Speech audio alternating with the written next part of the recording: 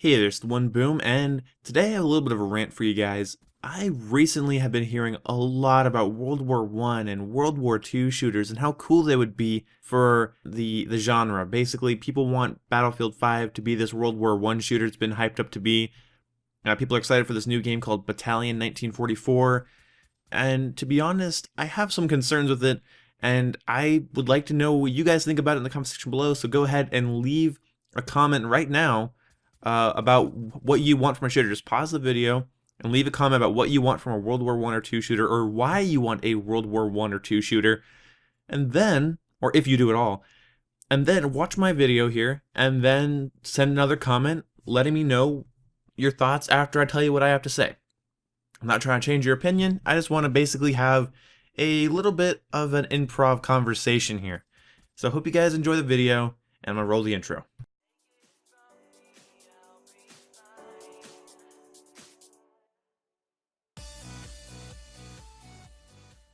Alright, so this is going to be in the form of a rant, so I hope that I don't lose you guys, and I hope that your comment down below was well written. Do a little spell check for me, because I will not read text slang. So, anyway, I also have no room to talk about spelling. If you follow me on Twitter, by the way, it's terrible, so don't... Never mind, moving on. World War One and World War Two, as a concept for video games, has been used for a long time. World War II, far more than World War One. I can name like 30 World War II games before I can name one World War One game.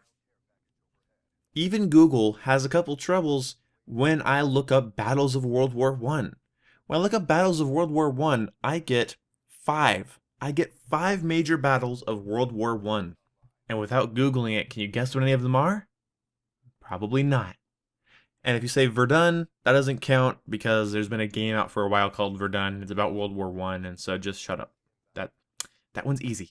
But then when I go to World War Two, I get 8 different battles out of 29. Actually, if I click here, I think, yeah, it'll give me a list of 29 different battles. 29 different battles. And in World War One, it says 5. It just says 5. All battles by date, and there's like all these different battles, but like, and then the 5 major ones. Whereas World War II has over 29 major battles fought all the way across the globe. And I'm looking at this right now. It's not like something I'm remembering off the top of my head. That is fact. That's what Google pulls up when you look it up. The source material for World War I has been shrouded, not by a conspiracy or a mystery, just because it's not as interesting to talk about. It was a very influential war, but it wasn't interesting. Apparently not enough for history books, because my history book about World War One and World War Two is 1/5 World War One and 4/5 World War Two. And World War Two has more pictures of it. World War Two has more, lists of weapons, lists of battles, lists of casualties. It's crazy. It's ultimately probably one of the most underknown, if that's a term, underknown wars I've ever heard of. And I say that because it's one of the biggest ones. There's tons of battles and there's tons of wars that I probably couldn't list off. But in terms of ones that happened relatively recently, within the 1900s, not a lot of people know a lot about World War One. Maybe you're an enthusiast, or maybe you recently did a class project on it, and you probably maybe even know more than I do. But I've looked this stuff up since I was 7 years old. That's right. Because when I was 5 years old, my mom showed me Sergeant York. It's an old black and white movie from the 40s or 30s, I believe. And it's about Sergeant York. If you don't know who Sergeant York is, look him up. He was a pacifist Christian that learned that fighting for your country does not make you a murderer. And fighting for freedom does not make you a cold-blooded killer. It's a very interesting story, and it inspired me to learn about the different world wars that were going on. Or that had gone on. Obviously, there's no world wars going on right now, at least not that we know of. But anyway, I've been interested in this for years, and I've played a ton of World War II games because of my interest. Why only World War II, you ask? Well, name 5 World War I games for me. And I don't want you to Google them, because I'm sure plenty of indie developers, plenty of developers on like PlayStation 2 or GameCube did a lot of World War I games. But primarily, and you have to know this, there's not a lot of World War I games out there. And when you ask yourself why, you have to get into the history of World War I, how it was fought and what it was fought with, and from a developer standpoint, will this make a good video game, a historically authentic video game? Well, the answer is no. To be honest, I looked up weapons of World War I and there was a lot of guns. Not gonna lie, there was more than I thought I was gonna find. There was like over 200 weapons listed. But then I realized a lot of the names were repeated, and I didn't do any math in my head. I just kind of guessed. I was like, okay, so let's just say half of these are the same gun, just used by different factions.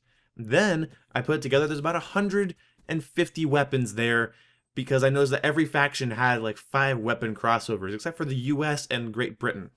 But when I clicked on all the weapons used by US soldiers, because I assumed if Battlefield did a World War I game, like everybody says they're going to, if Battlefield did a World War I game, they'd probably do US versus Germany, or they probably would do the most notable things. They would probably do the things that everybody expects. So, because you can't have a historically based game that people don't understand things about. If you had like these crazy factions that kids or young adults haven't heard of or don't know a lot about it becomes a less relatable game, because like, oh, these people existed, these people did things, I have no idea who they are, I don't want to play as them in a video game. But either way, in the source material, there isn't a lot of weapon variety. Now, don't get me wrong, there's a ton of weapons, but they're all bolt-action rifles, semi-automatic pistols, revolvers, shotguns, and fixed machine gun placements. No assault rifles, no SMGs, that's mostly what it is. And you have several different types of grenade, but pretty much what most infantry were using in World War I was the, you guessed it, frag grenade. Haven't seen enough of those yet, have we?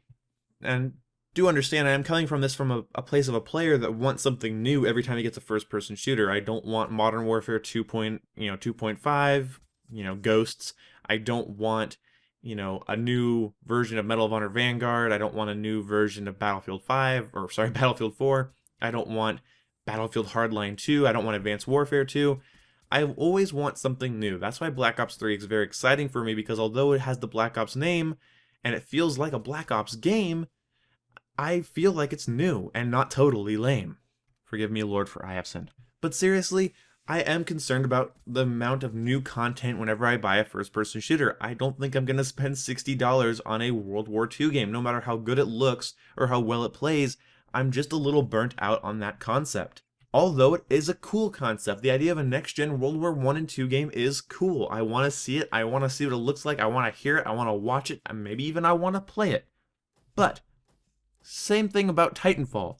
The concept was cool. You had Call of Duty controls, you had 60 FPS, you had, every Xbox fanboy super excited to play this new game. Why did it die? Why is nobody playing Titanfall anymore? Lack of content. If a World War I game came out and wasn't historical fiction and was trying to be authentic, people would be burnt out on it almost instantly. The way the battles were fought in World War I, the weapons that were used, very, very, very, very limiting. One thing I did think about when I was talking about this with my friends is that Far Cry Primal, and I don't know if you've heard of that, but you probably have, Far Cry Primal, why is that so hard to say? It does not roll off the tongue. Far Cry Primal is all about the Stone Age. It is the beginning of human civilization. Well, not even civilization, beginning of humankind. And there is bow and arrows, there is clubs, there is makeshift sharp knives you can use to stab people with and everything. But the thing about it is that people are enjoying it. Even though it's a game with no automatic weapons or modern things or no cool amenities, people are enjoying it. But how long will that last is the question. When you make a game based in history, you're limited to the history source material. So, when you have a game based on World War I, you have limited weapon variety, not weapon count, like there could be like 100 weapons in the game, but they'd all be different bolt-action rifles. You're limited by attachments. Nobody was putting on red dots. Nobody was putting on these glass sights or zoomed-in sights on their bolt-action rifles. And then maps would mostly be trench warfare. And I know World War I was not just fought in trenches, but primarily it was. You would have air combat, which would be cool. I have to admit, getting into an old style World War II fighter plane, or sorry, World War I fighter plane would be amazing and I would enjoy the hell out of it. It wouldn't be any lock-on missiles or deploying flares. It would be get behind your enemy and just riddle their plane with machine gun rounds. That sounds awesome to me. World War I was such a mix in technology, and it would be exciting to see that adapted into a video game. You had people on horseback with swords, people with revolvers, people with bolt-action rifles, people with machine guns, people flying above in planes. It was a war like none other. For the time, the novelty of a World War I shooter and trench warfare would quickly burn people out. Almost guarantee it. If a game like Titanfall with mechs and wall running and all these cool types of weapons, if a game like Titanfall can burn people out because there's not enough guns, what will a game about World War I do?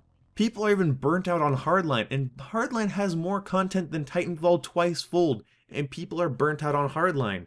People are burnt out on Advanced Warfare. People are burnt out already. It doesn't take that long for people to get burnt out on video games anymore. Why do you ask? Because there's so many different kinds now. You have so many choices, so much variety, so much combat variety when you want to play a shooter.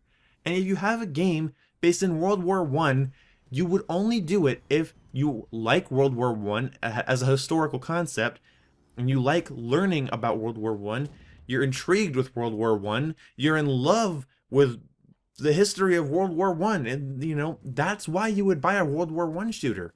Not for variety and solid first-person shooter gameplay.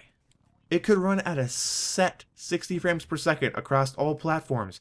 It could have the best hit detection in all of the world, but it would come down to bolt-action rifle combat between trenches, machine gun combat between trenches, and pushing into people's trenches with pistols and shotguns.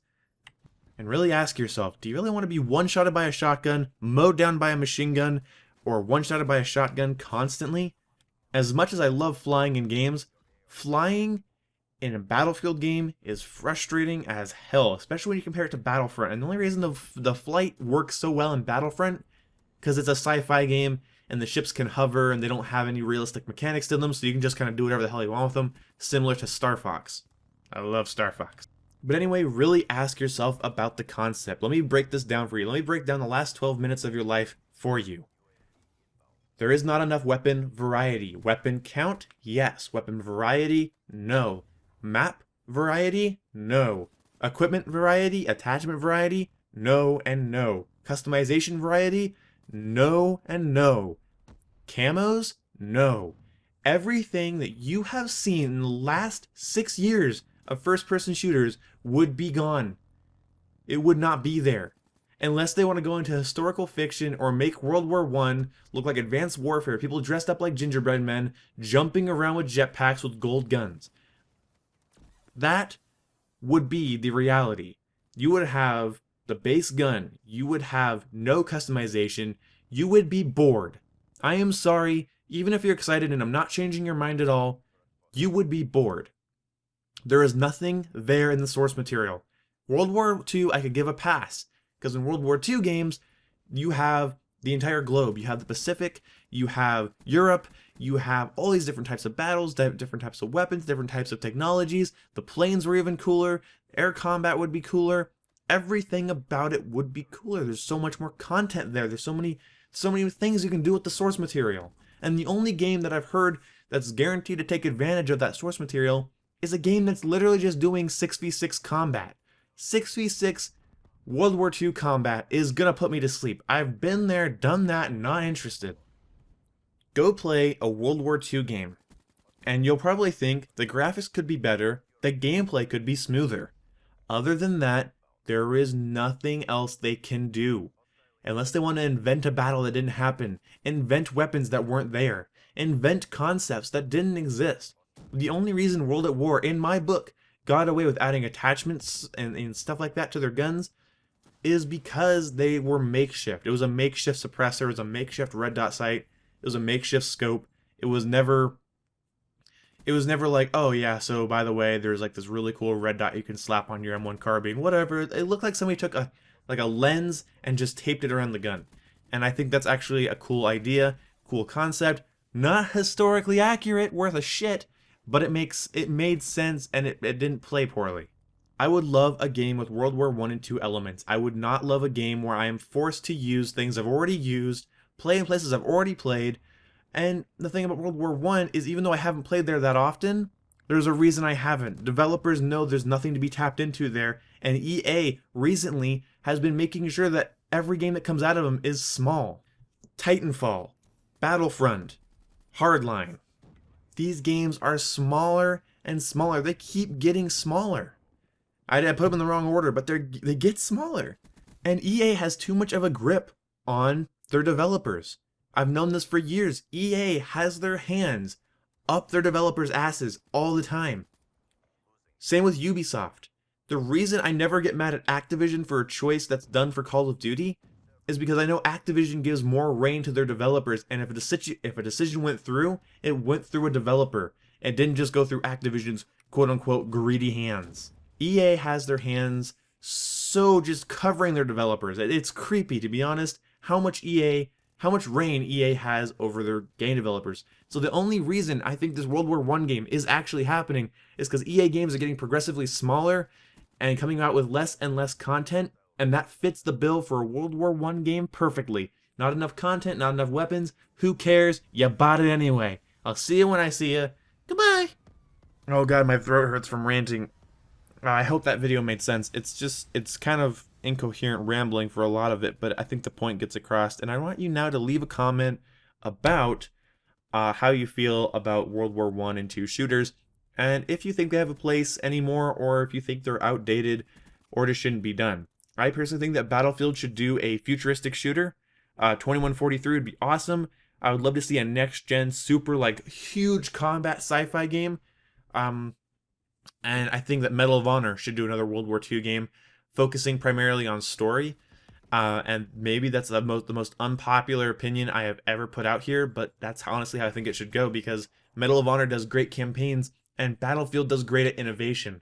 And if Battlefield goes back in time, I don't think I'm going to consider that innovation anymore. See you when I see you.